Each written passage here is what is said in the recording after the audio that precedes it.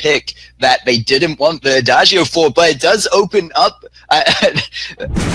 that they didn't want to go against the Alpha. I said Adagio because I saw it come up on the screen as we see Elite 8 pick that in. That could also be another factor. They didn't ban a healer initially, and that meant that the side of Silver could only ban one healer, and it left the Adagio pick open for them. They decided to pick Silver has decided to pick an Arden here instead, which I'm quite surprised because I thought they would pick up a Fortress, knowing that Fortress is just so powerful, and they know it. They picked Fortress in a previous game last week, and they've won and wreaked havoc with it. It's so weird that they would just let Fortress slip through. And if Elite 8 here, they decide to ban Fortress, I don't know how they're gonna counter the Adagio here. And you see the second ban coming out of the side of Silver is on that Black Feather, and I believe kind of related to what I talked about earlier in having that Adagio and heroes that really stick to you and deal a lot of damage. Black Feather is definitely one of those, and you could imagine the trouble they would have to go against if they let Elite 8 get a hold of that Black Feather. Yeah, Black Feather ban is pretty reasonable here, especially if they decide to run a laner which doesn't really have enough peels, such as Ringo. They would definitely have the advantage here. It looks like Ozo ban. I'm really surprised. Once again, they didn't pick up they didn't ban the Fortress here because Silver needs to pick it up somehow. They might prioritize a Ringo or Vox over here, but somehow, somewhere, they really need to pick it up. CP Fortress is OP. Like, so overpowered, well, I don't even know. They might do it here. They still have their full bonus time left to kind of decide, which they are going to go into. I wonder how it would work out with the Arden. Fortress is already fairly tanky enough. I think personally that if I were to have the CP Fortress on my team, I'd like for it to go with something like Lance, but they're going to go for that Glaive pickup instead. How do you feel about that? All I can say is that Glaive is a rather flex pick here because he can run him Weapon Crystal, lane or jungle. But I'm really just confused why they picked Arden and Glaive together, because Arden is kind of a decent roam, I guess. But I mean, we see better roams out there. There's Lance, there's Catherine, and securing Arden as a first pick isn't really that ideal in a draft. Yeah, and this is what I was talking about, the synergy between the roamer. But I think Arden is one of those kind of takers, a versatile roamer. He has the stun with his gauntlet, as well as that's also kind of able to get you out of fights sometimes, and it can be a good initiation as well to split off the enemy team.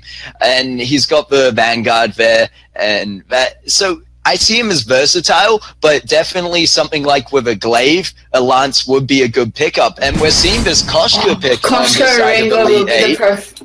Koshka will be the perfect early game composition. Koshka and Adagio is already going to be a menace. So I wonder what they're going to do. There isn't too much they can counter pick for that in terms of the lane of Silver there, but it looks like they're going to finish that one off with a Vox. And yeah, Vox and Ringo, you know, they both kind of can stand at the back of the team fight, because we are going to see, well, he can dance around. I think Vox is a very good pickup against the Glaive. It'll help him get out of a few tricky situations, because that Glaive is definitely going to be going up to lane and trying to get the ganks. Yeah, I think actually they might be able to counter this composition with let me see, an early game hero that might be able to counter probably a Ringo would be okay, I guess, to kind of fend off the early game aggression from Vox and the damage. But here it looks like they're gonna go with a Weapon Ringo and a Crystal Glaive. What do you think of that? Yeah, I feel like it's definitely going to be that Glaive for the utility. So they will really have to rely around the side of Ringo for Silver. But yeah, if Arden can kind of, I guess help out. Yeah, I don't know. I really do look at ELITE8 and think they did a very good job in the draft phase, and they've got a strong team comp built up for them going into this match. Yeah. So like looking at the win conditions here, it looks like ELITE8 really need to snowball this game because they have two early game heroes, Koshka and Adagio, and just make sure that Vox can get fed so that mid to late game he can really shine. And the thing about this, if it's a CP Glaive, I think it'll be really good for them because they can just focus on the Ringo. Koshka can get on the Ringo without really needing to worry about damage from Glaive. Vox can just kite around Glaive. And they just all focus on the main carry here and the main damage dealer. I think they got this game. Yeah, and it looks like we're just going to be weighing on the players. So while we do that, on the side of Silver today, we'll have Depression playing Lei King and Racing Shuriken going up against Official Hein, Hun Jaegers, and Anime Save Me. So they're going to be locking in their heroes, and as they do that, we shall bring on the Sketchy Brit. But thank you, Physics, for going through that draft with me. We'll see you on the other side. All right. Physics is awesome. Love you. You go get some rest. You go eat some food or whatever it is you need to do. Probably homework because she's a very smart lady. Mister, I requested you. Oh, does it feel good to be casting with you again? It has been a while. We're back and we're about to watch a match of all matches. That was possibly not the. That was a kind of an okay draft. ELITE8 drafted so that drafted quite well so that the Fortress wouldn't be a threat. Picking up a Koshka and a Vox that really destroys the Fortress's chances. And now they have a CP Glaive to contest against, so they're fine. They're good. They don't even have to be worried. Yeah, and I think carry this on his own, and Glaive is not going to help. Yeah, you can definitely see how the team comp on the side of Silver is going to have to work around this Ringo for the most part to deal with damage, especially if they go for that CP Glaive. But and you were talking about ELITE8 doing a very good job in that draft to get the picks they did, even getting that Adagio at the start by forcing kind of the ban onto one healer only for Silver. Very well played for them. So ELITE8, they should be going into this match with some fair confidence. Yeah, they drafted really well. They won the draft easily. I always say if you pick up a CP Glaive, you lose. So I really hate him, and I don't know why. Like it's more of like a troll at this point because I actually don't mind CP Glaive. I think he can be very useful. And in this situation, he might be, but there's going to be so much like unrelenting assault that I don't really see him working out too much, especially with how early game Koshka is. I mean, they know it's CP Glaive. They're just pushing in. They're pushing into the backs because it is CP Glaive. So they're just like, I don't really care. We're going to take all your farms. See you in a bit. So the 3-man invade all the way to the backs. It's like the deepest invade I've seen of all time in Vainglory era. They're actually going to the back. So well done for those guys. And yeah, CP Glaive won't be able to do anything. Oh, he goes in with the afterburn, but that's about all he's going to be able to do this game, and that's the thing. Looking at these start builds, it could always change out. It could be a weapon power Glaive, but I'm pretty sure we're going to see the CP Glaive, right? Yeah. I'm surprised that ELITE8 didn't try go for that middle medic, but I guess they need Vox up in this lane already. They did manage to take those backs away from Silver, so that is already fairly huge. And now look at them. They're kind of grouping together because I think they know how much damage they can put out in this early game if they stick around. But looks like Official Hein now going to back off so they can go clear their own jungle. And that initial invade into the enemy jungle, though, it might be also playing a bit of mind game, showing the confidence that ELITE8 have, and they definitely understand that they're in a stronger position. Yes. Yes. I'm sorry. I have literally. I zoned out completely. But yeah, I mean, there isn't too much. I got so focused on Ringo wasting a twirling silver. Like Lei King, he used the twirling silver, then ran around in circles for a little bit. And then when he finally decided to shoot, the twirling silver was over. And it just made me giggle, and I got completely distracted. I do apologize. Because Lake Yang as a Ringo is actually missing like quite some critical CS. Neither laner is on that 10 CS a minute mark, which is standard. 9 to 10 CS a minute, if not more than that, is pretty standard for professional players, and neither side is hitting it. Vox can be excused because of the early game pressure he had. His last hitting is actually being somewhat okay, but it just made me laugh when I just see a Ringo running around in circles for no reason. I'm sorry, I can't concentrate. And it looks like they're going to get down some early damage on this turret. And when it comes to ganks, which we might see now as Depressions come up into lane, does use the Afterburn onto Adagio. Anime saved me in a bad position. Get taken down first by the Arden, and Official High now the target. It doesn't look like Depression can catch them out there, but he's going fairly low and has to back out. Han Jaegers might be able to pick up a trade, but doesn't look like he's going to follow up with that one. I was just going to talk about what do you think is going to happen if we predict what these ganks are going to be like, looking at the two laners. Like that. No other way to say it other than like that. Glaive is going to get some nice punts off. If he can do that, like, Vox is a little bit too slippery. It might be a little bit risky with him. But Koshka as well could be trouble. Oh, but Adagio is going in. He wants raising Shuriken so bad, but Lake Yang just keeps away defensively. I think Anime Saved Me went a little bit overzealous for that one. There was no way he was ever going to get it. So he went for it, though, and did not get paid off. Mr. I requested Joel. He was not paid off with that one, and we're seeing Koshka may have just found out Glaive here. Oh, she's going in, but Glaive doesn't have his afterburn anymore. There is a Vanguard going to come out. Will that save his life? Two of them are low. Official Hind does get pushed away by Lake Yang, and that is quite a good pressure from Official Hind there, but Glaive going a little bit too deep there and gets punished for it and gets rooted, but still picks up the farm, and the health there going to nothing as Glaive falls into the abyss. I request that your Official High playing a very good Koshka today.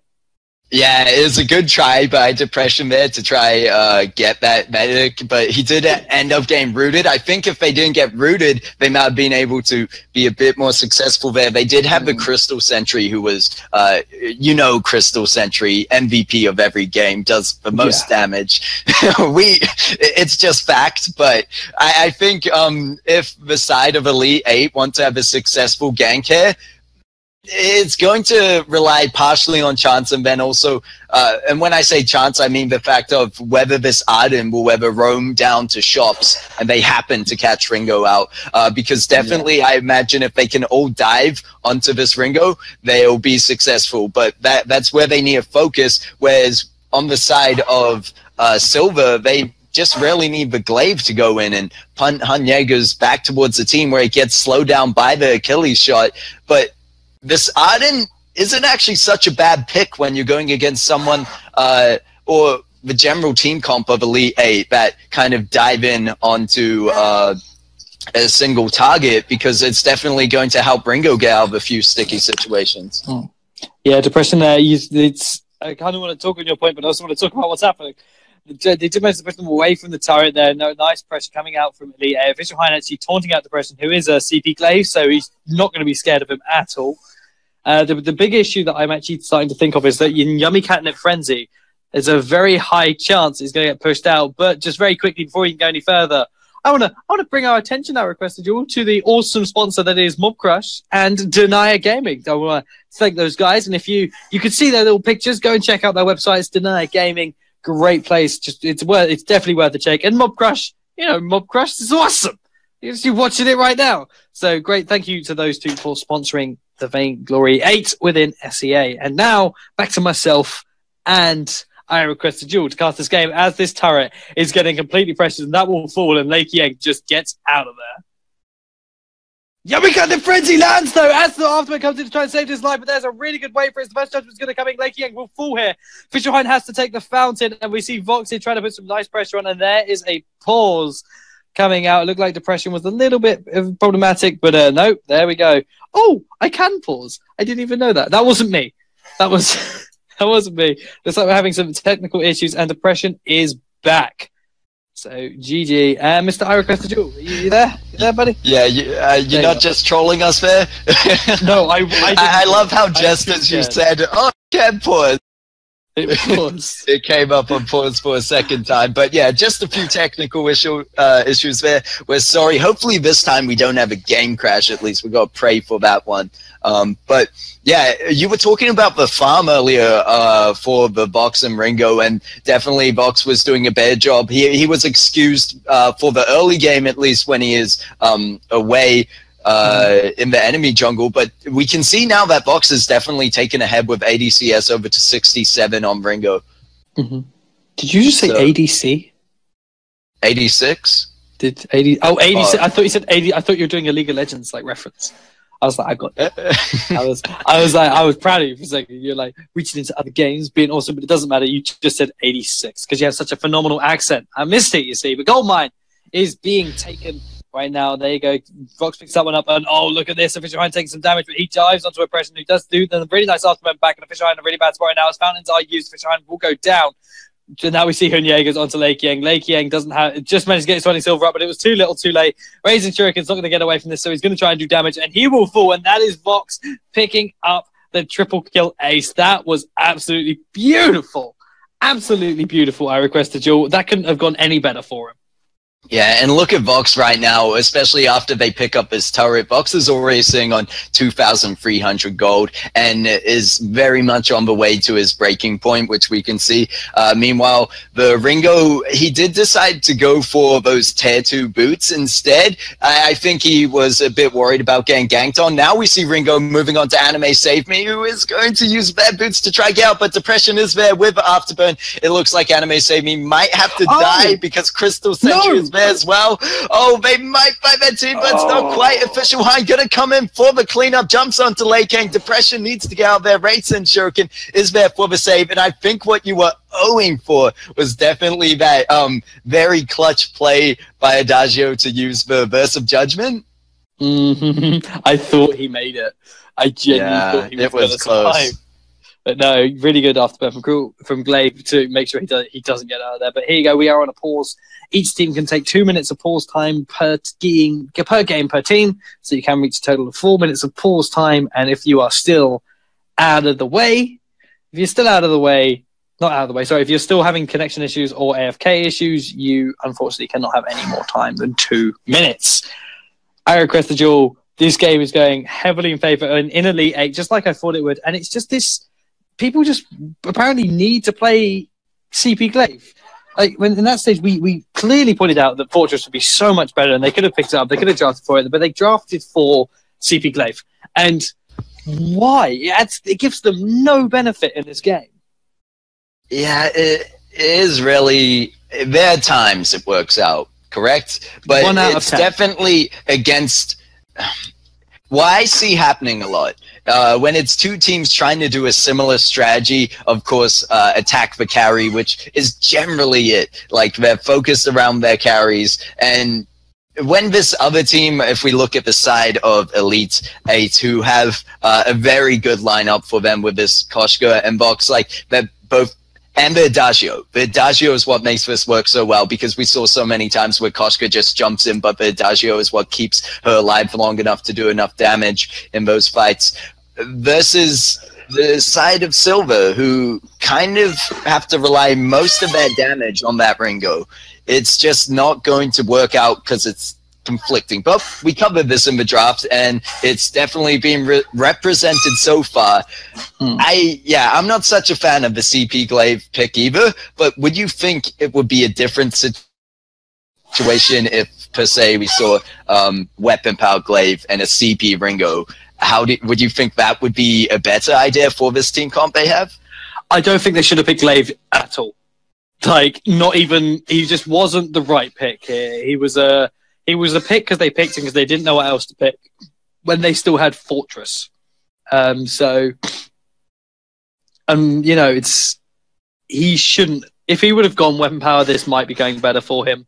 But Ringo on CP, it's not as good as Weapon Power because you rely a little bit too much on that Hellfire Brew. So, it's unfortunately, I can't say it any other way than it was just a bad draft. That's all it was. Yeah, well, we should be coming out break any second now, I believe, in around 2 minutes. But we should be. Yeah, I don't know why we aren't. Well, It is. okay. Oh, there we go. There we go. We are back out of the pause now, which is good. Which is very good. And we do see Glaive going back to base. Adagio and Ringo did die, in case you forgot about it for waiting so long. Sorry about that. And that is. Well, it was just boom. Just boom. ELITE8 doing a very good job so far. They've taken down 2 turrets already at 9 minutes in. The gold lead might not be too much, but it's pretty substantial for the time they're at. It's 23.9k for the side of ELITE8 over to 18k that Silver has. So that's about 5k, 6k gold lead. So it's pretty good for the time they're at. And I was just wondering, in terms of reflected in builds, if you look over to Koshka, she's already picked up that Shatter Glass, and she's definitely, they know they have to target this Ringo, because look at that Atlas Pauldron pickup. That is very good by the Koshka. And of course, roaming, Anime Save Me has already the Crucible and Fountain, which is expected. Got to get those extra heals, and they just realised that Cruel isn't a threat, so they're just focusing on taking out Gringo. Like, look at it right there. They went for it, and Ringo is in a very bad spot right now. Doesn't manage to get the Hellfiber off, but it hits a minion, so it's not really going to do too much. And Jaeger's taking some massive turret damage. Official Hind's going to take some as well. They're going to go in, and they will be able to take down this turret. I requested duel. ELITE8 are really looking like they have one in this bag. Can Silver bring this one back with the team comp that they have? Wow, yeah, we were just like looking at the fact that they had already taken 2 turrets, but definitely to make that free in the next minute since I mentioned that, I'm really impressed with ELITE8 here going into this one. And if you ask me, can Silver, what can they do? It's definitely just play on the mistakes of ELITE8 if they make any. I think in terms of positioning is quite important. If they manage to catch out anyone, definitely. If Glaive is able to catch out anyone on their own and they're too far away from the rest of the team, then yeah, I think that Silver still have enough damage to get through this one. But it will be tough if ELITE8 keep moving around like they are. Definitely, ELITE8 have had some pretty good movement even from the start of the game, wouldn't you agree? Yeah, they are pretty much dictating this. So, I mean, look at this. Silver, so scared of a fight, they all go back to base. No one even chances to walk towards their base entry. They just go, nope, no. Crystal Sentries are all down now. It doesn't look like we've seen one. Oh, no, there he is. I thought they had one left. Because it had been so long, I assumed that he didn't. So there you go. Crystal Sentry is coming back, and we do see them now starting to go for a gold mine. The stall has happened. I requested duel. The stall is happening. This is actually quite a good play from Silver, because they need, hold on 1 second. I request a duel. They're about to fight. Yeah, and they need to be careful. Jaegers goes in with the wait for it, lands onto all the members of Official Hind, jumps in, picks up that kill onto Ringo. Depression's gone very low. It looks like they're going to find Shuriken. Depression might get out of this one and just be able to stop the enemy team from getting the ace, but that looks like it's all that's going to be. And that gold lead before, that was something like 5 or 6k, has now shot up to almost a 10k gold lead.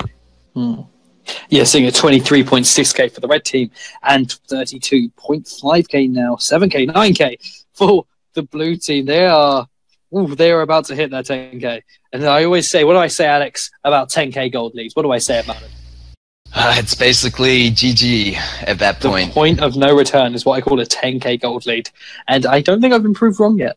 I don't think I have been proved wrong. So let's see. ELITE8 do have this one in the bag. They just need to take one more rotation and then keep the pressure up. Just keep forcing the fights. Make sure they can try and lock down this Ringo, because if Ringo gets out at the start of the fight, it's going to be a lot harder for them, because that Glaive isn't giving them any kind of issue whatsoever.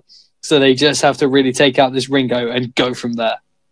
So would you agree on this, that there's something beautiful about ELITE8, that team comp they have, because Koshka's very early game strong, and then this Vox will carry on into the late game. So as long as they carry over the general aggression and pressure they have on this match, and very much control, they can very much win this one easily. I mean, the point we're trying to look at here is also how Silver going to bring this one back, because even if they bring it into the late game, there's still that Vox they have to deal with. Yeah, which is even if they do bring it, like the thing is, Glaive doesn't do any damage, but Jaeger's the one get punning. There's a really good way for actually blocking it out, decided to get out the Ringo, and they do manage to get over the wall here with that afterburn. But my lord, this damage that this Vox is being able to off, but Razor Shuriken will fall. He gets the pop killing base, and Depression is just left on his own, and that is not the hero you want left, is a CP Glaive. That is the last hero you want left, and they are just doing so much damage to these turrets. One will go down. Will they get a second, or will they get a Depression? I think they're going to back off from this one and wait for their next opportunity that might be Kraken spawning to get that last turret. Yeah, and it seems you're talking about like who's really left to defend this base. It was only the Glaive, and a lot of these fights where we see the CP Glaive picked up, it kind of ends up being him the last pick, and that's the problem with CP Glaive. He's more so utility and slight burst, but more so utility, I'd say. I wouldn't even say burst. That's being generous in a kind of awkward situation. So yeah, unless the side of Silver are able to get a Kraken steal, that's definitely what they have to hope on here. They've only got one turret left, and I think they have to fight this one out, to be honest. Yeah. Yeah, it doesn't look like they're backing down from this one. They are going to jump in. I'll hand it off to you, Britt. Oh, why? I don't want to. Just kidding. Wait for it. That's going and Ringo and Vox doing so much damage to the Ringo, and now we're going to see Glaive get picked up by a Pouncy Farm, mixed in with a basic attack. Arlen is next, who got stunned up by the Verse of Judgment, and that is game. And here's the lesson, kids. Don't play CP Glaive. And by the end of this season, I want CP Glaive. I want CP Glaive out of this meta. But no, they played admirably well. I mean, it was a complete team effort. It wasn't just the fact that they played CP Glaive that made them lose. It was ELITE8 playing so well into this team, the Silver, and Silver tried their hardest. But at the end of the day, it just, ELITE8 just had a better team, better draft, and played so much better that game. So GG to both sides. They both played as well as they could. And I have to just say, Jaegers did amazing with that farm, actually hitting over perfect CS. So, and from that start where you were kind of looking at like, what will happen? So, GG, well played. G to the next G. Oh, that was absolutely beautiful. What we're going to do though is while we set up the next game, we are going to go to a quick couple of minute break because we do have a few technical difficulties. Don't worry about it. Mrs. Producer Lady will take us to a break, and we'll see you guys in a few minutes.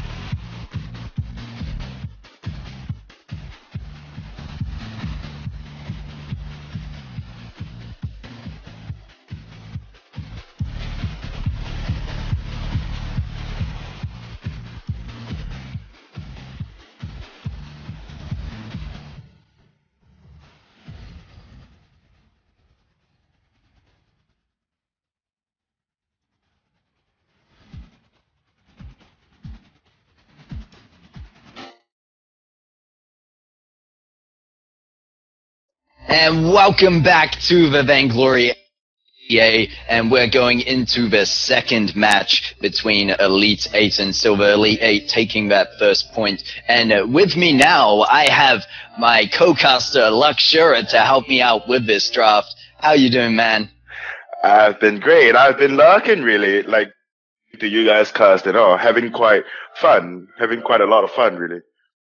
Ching ching. Well, I believe if the teams are ready and if draft is ready. Yeah, I believe draft is ready. I'm looking at draft right now. Yeah, in draft lobby they say, and in draft lobby we are. And let's see what the bans are going to be for this second matchup.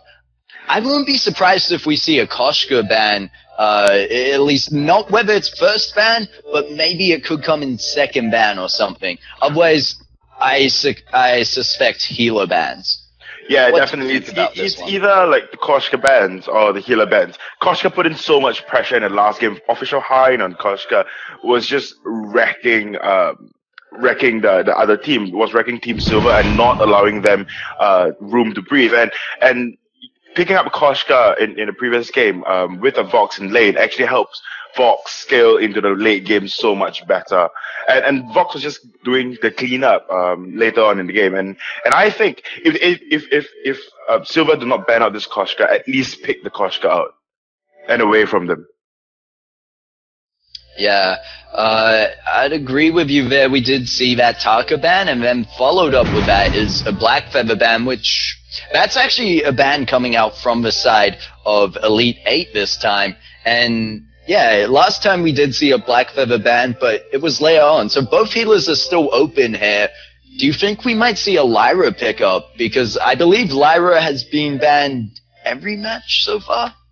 Yeah, Lyra provides so much utility to the team, and then I don't quite see why they should ban Lyra, but then why they should pick up Lyra. Oh, okay, never mind. I just take back whatever I just said. The only reason, because from what I'm seeing from the current meta, or rather patch 2.2, is that Adagio provides so much more within the early game, and a lot of times, as long as teams scale themselves well and snowball into the late game, the early game picks are always the go-to. Yeah, definitely. As we see the games where you were just saying that they snowball, as long as it doesn't end up being one of those 40-minute games, then they should be fine. We do see the Adagio pick being picked up on the side of ELITE8, which was kind of expected. But here, now that both the healers are being picked up, and well, okay, there's the alpha ban. I was just kind of going to say, what is there left to ban? I guess if you look at what all these bans so far have in common, it's definitely heroes that get onto you and stick on you just like that. All four of them are targeted in that exact way, and it's just the enemy team, or both teams not wanting the enemy team to have that kind of advantage. The Glaive pick up for ELITE8, however. You know, I was about to say that ELITE8 might actually pick up Glaive just so to run it Crystal and prove both the scan grid and show how Team Silver Crystal Glaive is played. Then again, they might actually run it as weapon, because I'm not sure why. Okay, I mean, I was about to say that they're going to pick up a Glaive, but then that's just a fun point. Yeah, but I'm not sure why. The logical explanation behind Glaive into a Lyra, because we all know how Lyra actually stops Glaive in its track with Afterburn. As long as the bright bulwark is like put up in time, yeah, Glaive really has got like nothing against a Lyra. Yeah, and now we see the side of Silver going into their bonus time here, kind of really having to think about what's left that can really stick to the enemy, because that is definitely what you want to pick up with the Lyra, wouldn't you agree? A hero that can really dive in there. They're going to choose the Fortress, so we're going to be seeing some CP Fortress action, and they follow up with the Vox, so they're confident in that pickup. How do you think, what laner? I feel like it might just be a Ringo to throw out there. Yeah, definitely. I think the picking up Ringo is the most logical explanation. But then again, Fortress does so well, especially paired up with Lyra. We've seen that happen before, and Fortress, I would not say he's overpowered, but he's so overlooked. Yeah, he is so strong as a hero himself. But then again, it's so weird in the Southeast Asia meta. No one quite pick him up, and no one quite play him. Although in regular ranked matches, you see a lot of like Fortress and Ozo bans in patch 2.2. So I'm actually quite excited to see what Team Silver can bring to the table with this Fortress pickup. Whereas on the side of ELITE8, it will be quite a difficult pickup, but then the only logical choice, yeah, it will be Ringo. You know, never mind. You know, actually just toss everything I said out of the window. It's fine. I feel like they love just proving you wrong at the last second, but it looks like we will see that Celeste pickup, and well, pretty much a stun comp coming out of the side of Silver here with that Glaive who has the Afterburn and Core Collapse of the Celeste, and I guess Verse of Judgment you could kind of count in there from the Adagio. But what team are you kind of looking towards winning this one from the draft phase, or what's your thoughts on that? Based on draft alone, I'm actually quite interested to see how this Glaive, I would assume it will be a weapon Glaive, plays out in a match, simply because this Glaive has got to do so many things. Adagio himself, he cannot peel for Celeste. The only support he can give it's heal, it's his heal and the buff towards Glaive, and Glaive has got like 2 jobs going into this particular team comp. It is to protect Celeste, both to protect Celeste and be the front line to tank everything up. Then again, the team comp on the side of Team Silver just looks so much stronger, so much more oomph to it.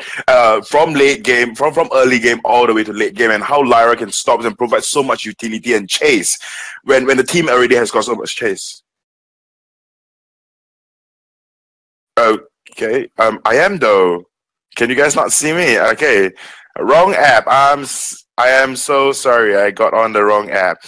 I'm not supposed to talk over this, but Mrs. Producer, like lady, just told me that I wasn't online. I'm so sorry that like I just cut off myself.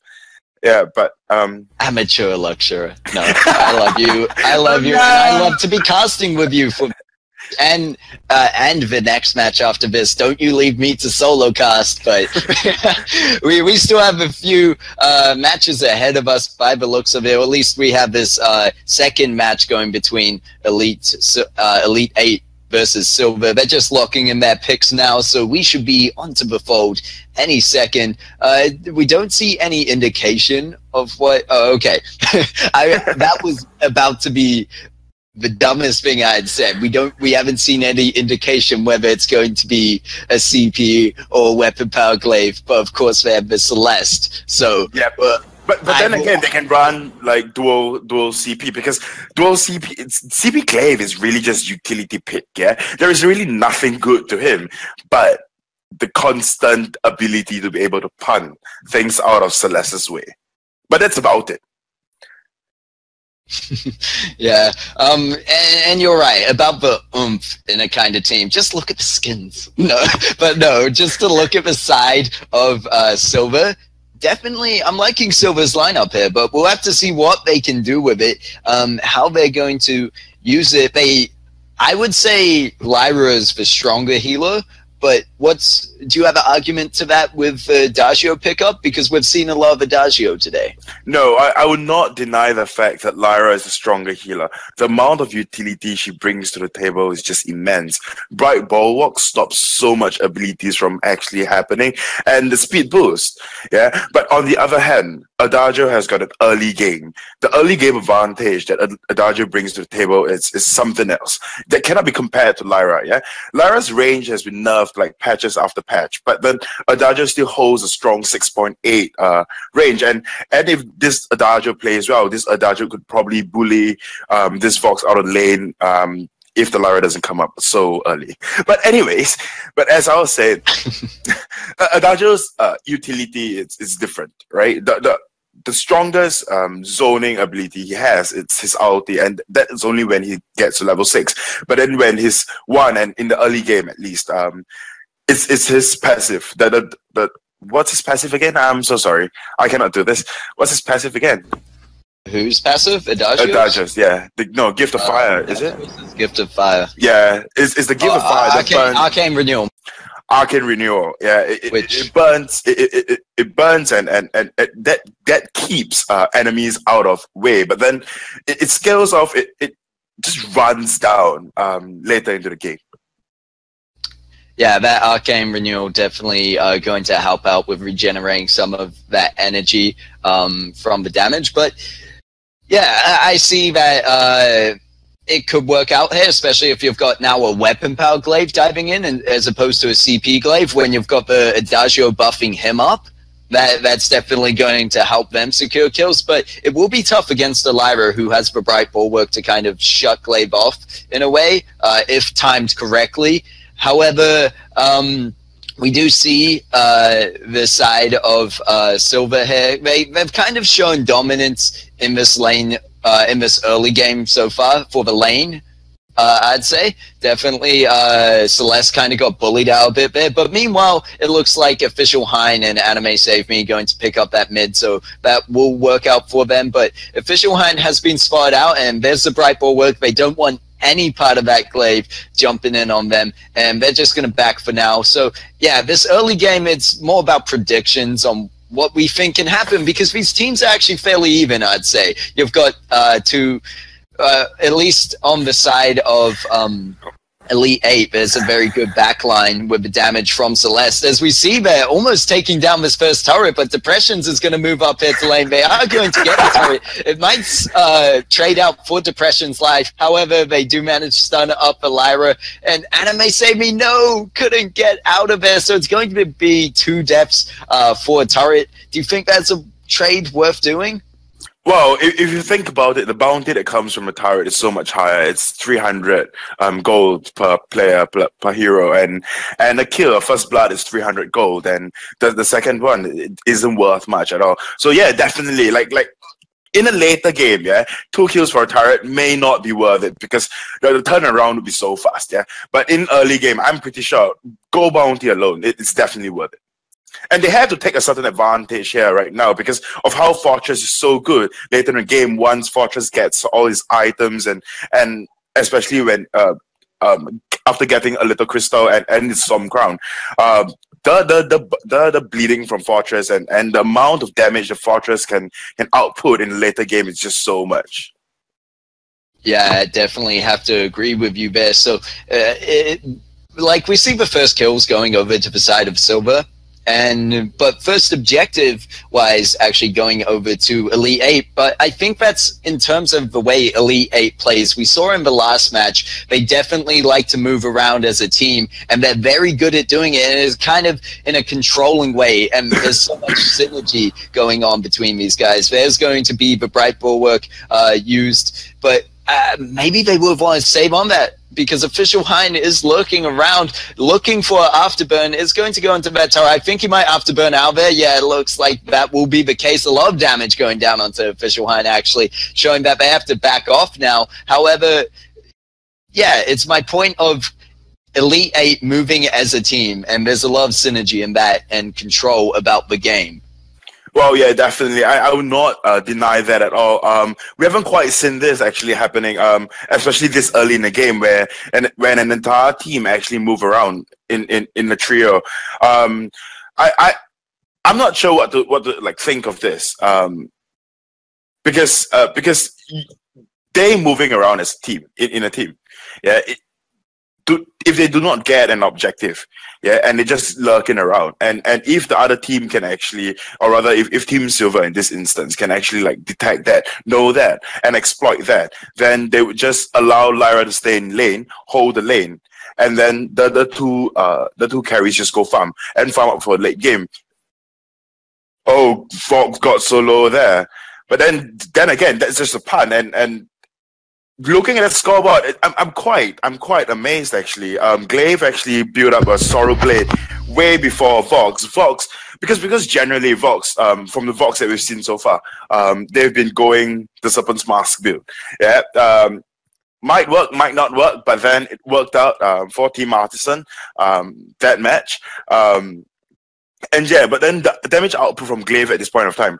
When it this looks fight like they're happened, going to jump onto Han Jaegers and change their attention to Official Hein, who doesn't actually have any defense at this point, has to rely on Anime Save Me to kind of buff them out that one. And you were talking about the build on Vox there, and we see why he went for the breaking point as opposed to the Serpent's Mask, because they want to play for this more aggressive playstyle. It's just so far they've been they haven't had the chance to move on to Elite 8, but they saw a slight window of opportunity there when they were trying to attack onto that Crystal Sentry.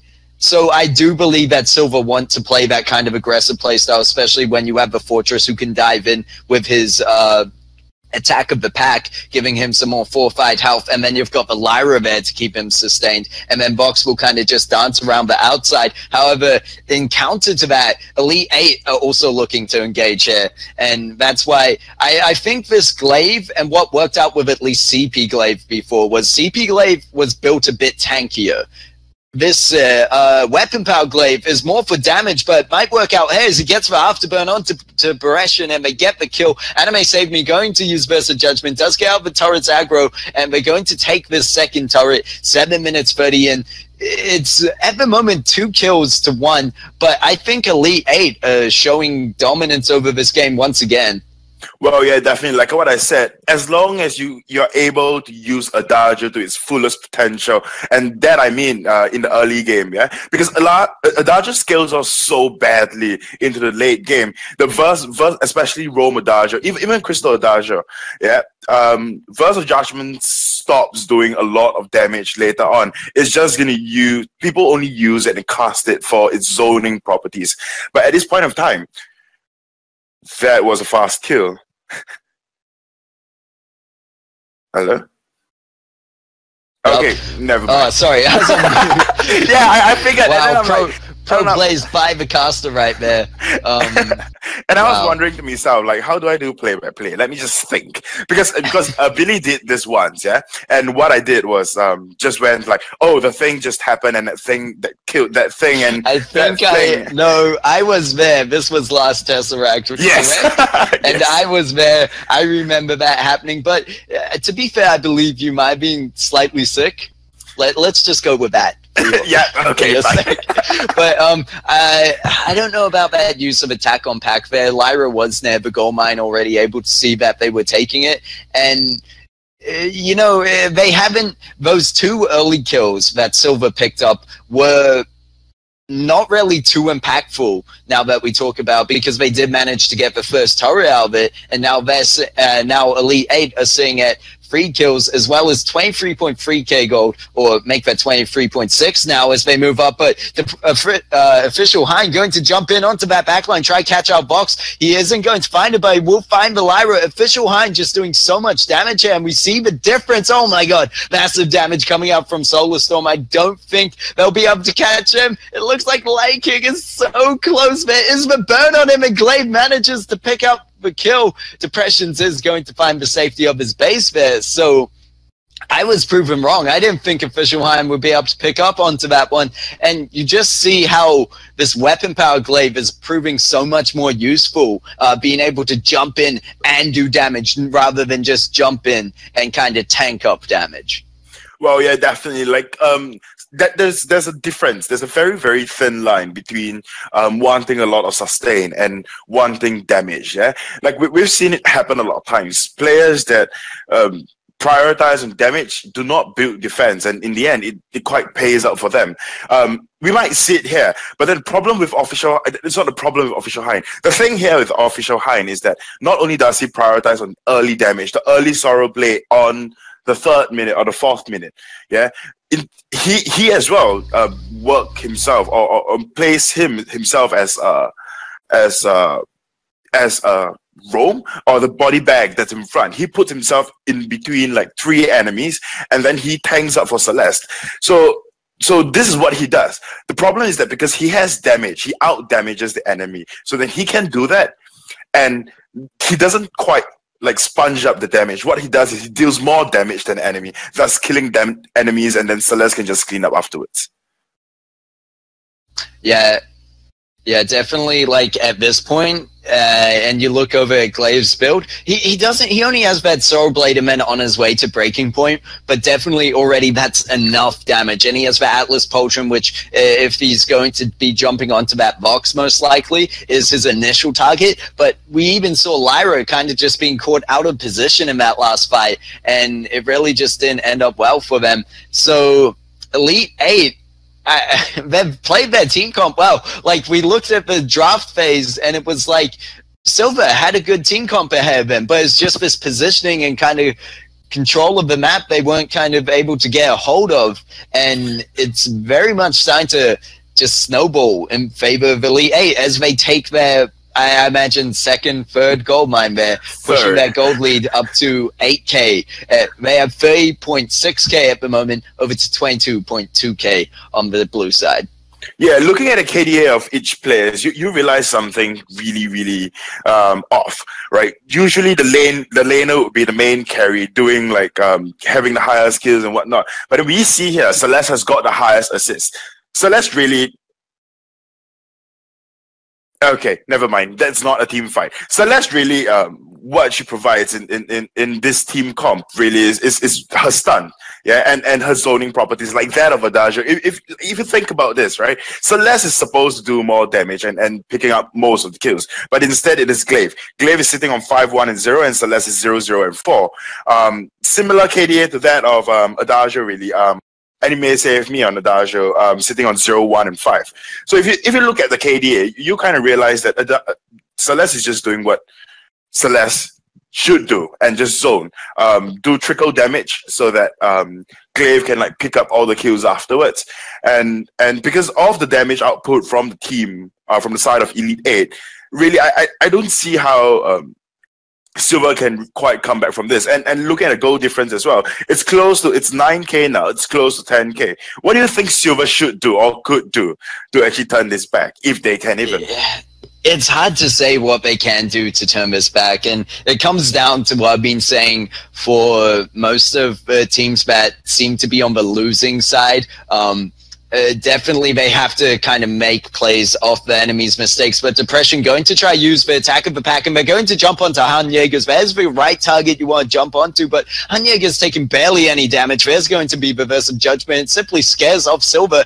They haven't done too much damage to this turret, so they could still look for a fight, but look at that, just Laking being slowed, and we're going into another... Pause. Okay, that just looks like a bit of a technical difficulty again, whatever that may have been. But yeah, you were talking about the KDA for the side of Elite 8, where this Glaive has actually picked up all the kills, and it's because of this Celeste kind of being left at the back in there. How to say? If Silver wants to play this right, they definitely should be jumping on that Celeste if they can, but it's kind of getting to a point where that might not even be possible.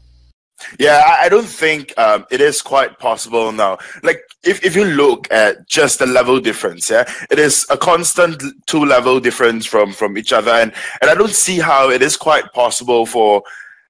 I mean, yeah, sure, their team comp, they have the ability to jump onto the Celeste, the back lines of Elite 8, but then would they risk it at this point in time? If Fortress is going to jump in, Glaive is going to punt Fortress away, probably taking out Fortress, and then Glaive can immediately go down to Vox, right? Although we look here that Vox has got his full build, and we saw clearly Vox just didn't quite have that damage, although he's like full build, going out against this team comp. Yeah, and it looks like they're Krakens. And they've actually surpassed the 10K gold lead at this point, with Red Team on 39K, meanwhile Blue on 27.5. So they're just going to slowly capture this one. Unless Silver can get a Kraken steal and maybe pick up some kills off of this one, Depression is going to use for official high getting low, but there's the Solar Storm. It takes massive damage onto the Vox. There is the wait for it, trying to silence a few of the enemies, but it looks like Celeste just going to follow them down, does pick up Elira. Meanwhile, Glaive takes out the Fortress, and Laking left to run for his life. He's going to do what he can, but Glaive is there across the wall with the Afterburn. Didn't even need to hit him. There's the ace for Elite 8, and that's going to be the game. They don't This even is need Kraken definitely to finish be this the one game. out. I really think that the Kraken was just a mere bait. You know, I think what happened and what went wrong on the side of Team Silver, it's the use of Fortress's ulti. Like, for so many times that it has been casted, or that little time that it has been casted, usually it's only used to check where the enemy is, I think. Yeah, that's the thought process. If not, then too early into the fight when the wolves have already been taken down. And then the re-engage happened from the side of ELITE8. So I'm not too sure. Right? And Depression should have used his rather early game. Yeah, I mean, granted, Fortress going up against a Glaive early game, it is not like a good thing at all. Glaive early game, especially Weapon Glaive, trumps Fortress any day.